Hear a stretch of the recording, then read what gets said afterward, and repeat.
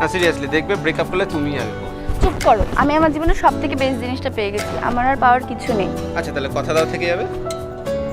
থেকে যাব না এলো না সে থাকে কার ভরসায়, এ কথা যায় বাতাসে মিশে যায়, সে আসে না থাকে না কি গো, শত কোথায়? কারণে তাহলে কি ডিসাইড হলো কে আগে যাবে সেটা? বললাম তো তুমি আগে যাবে। তুমিও যাবে। এই তুমি এটা আবার ধরাচ্ছ কেন?